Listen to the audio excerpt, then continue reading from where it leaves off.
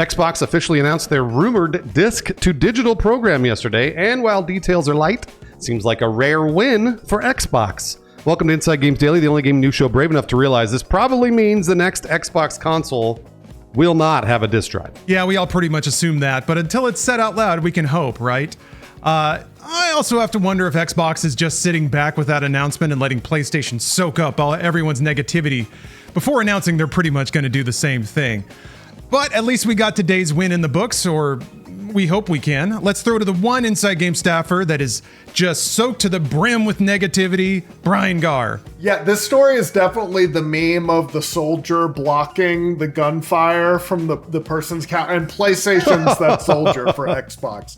But yeah, so this comes from Xbox VP of Next Generation, Jason Ronald, who officially announced the service's disc-to-digital program in an Xbox Wire post, which will allow Xbox users to claim a digital entitlement for thousands of games. Okay, digital entitlement, sure, but what does that even mean, really? Basically, it'll add a digital copy of the game to your Xbox library, which means you can then launch the game without the disc if you want. Yeah, provided you have internet and Xbox servers let you do that. That's kind of a whole other thing. We'll get to that in a minute.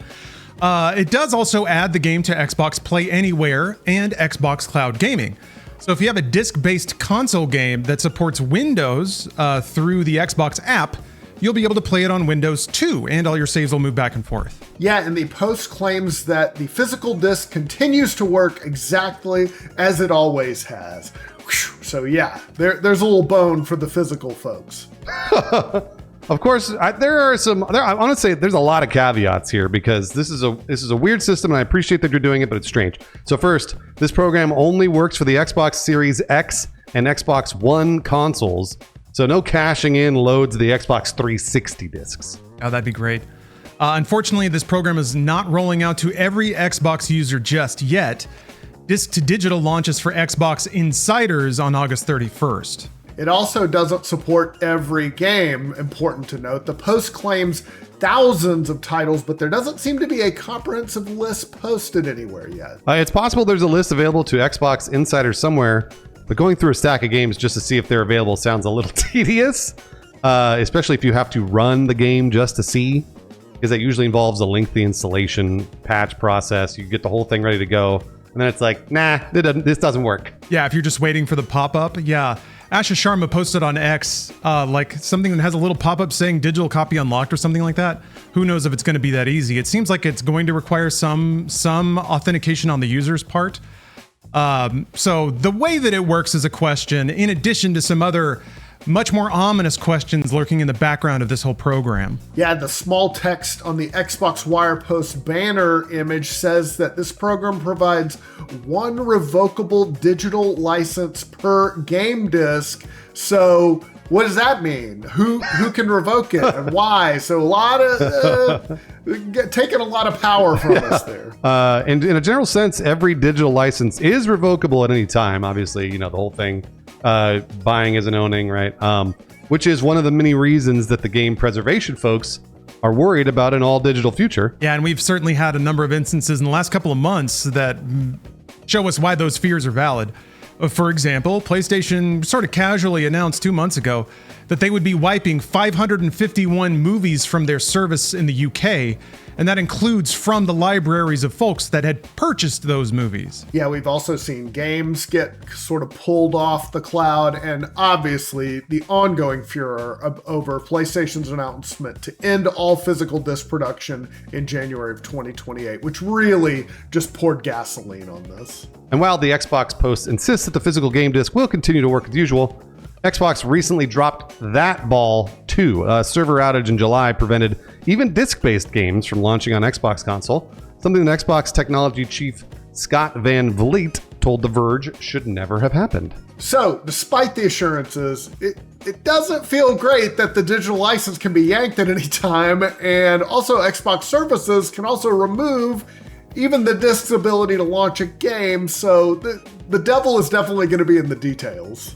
Well, it's good to know that it shouldn't have happened, but it did, so that doesn't feel great. When it comes to the license being revocable, not quite sure how to say that, but this could refer to a previously rumored function of the disc-to-digital system. So The Verge actually reported all of this stuff in early August about this program, but they included an additional detail that isn't in the Xbox Wire post. And so that additional detail is if a second Xbox user redeems the digital entitlement on a disc, that entitlement will supposedly transfer from the first user to the second.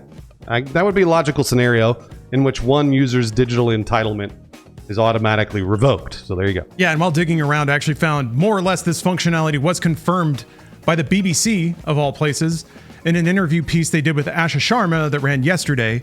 The article pretty cleanly states here, quote, if a disc is sold secondhand, the digital rights would transfer over to the new owner and then presumably vanish from the previous owner's library at that time. Yet, ironically, this whole system, everything they've described functions very similarly to the digital ownership system that Xbox did a terrible job announcing back in 2013 with the Xbox One. That big disaster, and then Sony did the trading the games, and it kind of ruined the whole generation for it. This is that system pretty much. It is. It turns out they were way too early. People hated it back in 2013. It's almost identical to Steam, but they hated it. And only back in 2013, there was no method to transfer digital licenses. Kind of like Steam, to be fair. Hey, could you imagine if Steam had the ability to gift games that you've already redeemed to your account or sell them? Ooh. Now, granted, that would bite into a lot of Steam's new game sales, so there's a reason they don't want to do that. But yeah, there's the other looming issue here. It seems inevitable that the Xbox Helix, that's Xbox's next console/PC hybrid thing they're working on, pretty much we can guarantee it's not going to have a disk drive, especially if they're rolling out programs like this. Yeah, Xbox is likely rolling out programs like this and Xbox backwards compatibility on PC to just bridge the gap between their services on PC and on console, which makes sense. I don't know, this sounds great. I get that there's things to not like about it, especially since it's sort of enabling a transition to a digital future. But the fact that they put in the ability to transfer the license is kind of everything to me, at least. If it were like you redeem this disc, it's digital on your account, and now you snap the disc in half because it's useless, that is kind of where I thought this would go, and that's what an all-digital future is kind of more like. Again, that's kind of like Steam. But this is kind of neat. I love that basically a digital version of the game follows the physical disc around wherever it goes. And if the transferring process is invisible to the user, like it just happens automatically, that's even better. Unfortunately, they're rolling out all this stuff as we're sliding into the complete, destruction of all physical games. So it would be great to look forward to 10 years of this system being in place, but instead it's more retroactive. But still, it's nice to think that. I wanted to point out one thing, or rather, there are a couple of ways this program can be used in an even better way than it seems on the surface. So I saw some thinkers on the Xbox Insider subreddit basically theory crafting that they could use an Xbox One console to transfer all their Xbox One games to digital and then play them on an Xbox Series S, which doesn't have a disc drive at all. So in that way, it can make the Xbox Series S a lot more valuable and really expand the library that it has access to. So that's really cool. Absolutely, it is. Honestly, it sort of implies that you have an old Xbox library. And I wonder how many people really do, actually. Like, that's kind of my question is, like, how many people have 40 Xbox One games sitting in a box somewhere? Maybe they do. I don't know. Another thing I wanted to call out, because this system to me, I hate these systems with all these caveats. I hate this shit. I'm going to give Xbox their flowers because it's a great time to roll it out. I do appreciate that they gave us a few details they didn't have to give us. For example, Xbox Play Anywhere. I love that you can do this stuff on the cloud. And like Lawrence was saying, you can transfer some games to Windows. I appreciate all of that. And I think that that's really cool. And I'm glad that they're utilizing those systems to make disc to digital a little better for the folks that already have those discs. So this is a win. This is definitely a win. I just think that there's going to be a lot of posts on Reddit about how they couldn't do this one thing. We're gonna see that a lot, but for now it looks great. I am legit excited about this because for years now I've had a physical copy of Cyberpunk that's on Xbox One that I have not played for years because I didn't like it at first. It was buggy, whatever. And I don't want to buy another one for PC because I got a hard copy. So if I can get this on my fucking PC, this will be, yes, just this one game. I'm looking at it right now. It's right behind my monitor. So if I can get Cyberpunk over to Windows, great.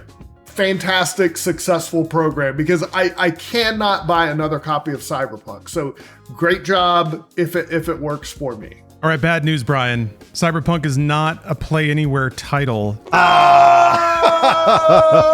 sorry. The Xbox app version doesn't have the Windows version in it. But what that can do, if you redeem it digitally, I guess, is it'll automatically upgrade it to a Series X version. Like you get any like upgrades that were attached to a game to like bring it into next gen or whatever, those should follow. So yeah, you get that. And also, who knows, maybe they'll add it to Play Anywhere sometime in the future. There is, however, an additional benefit that might help you, Brian, in this circumstance. So if a game is, let's see here, there's 2 levels to this. So if you have a digital ownership for a game, then if you designate an Xbox as your like home console, then anything in your library will play on that Xbox regardless of who's signed in. And then you can sign in on another Xbox and it'll also authenticate it there as long as you're signed in.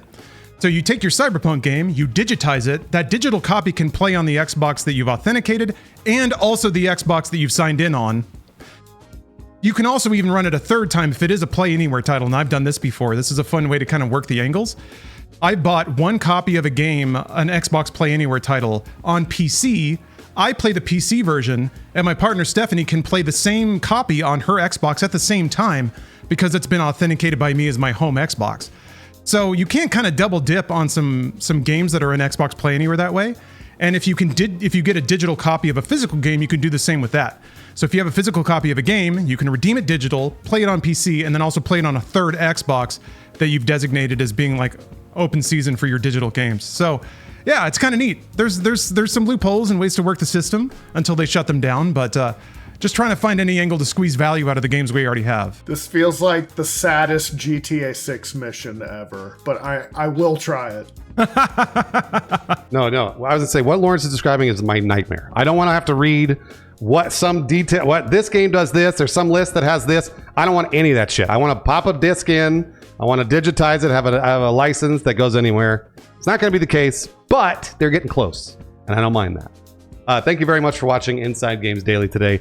We're not so much disc to digital as crappy company to independent here. That's what we do.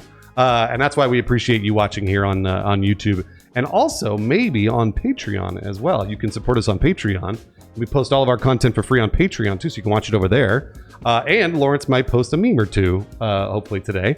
Lawrence loves memes. I love memes, and I love watching the memes over there on the Patreon. They go up every day for free. So if you want to support us, you can do that over on Patreon or here on the YouTube channel. Either way, Case and White, Matt Bogenberger, and BB Prime have been supporting us on Patreon, and we very much appreciate it. And you don't have to worry about licenses for our videos. You can watch them anywhere.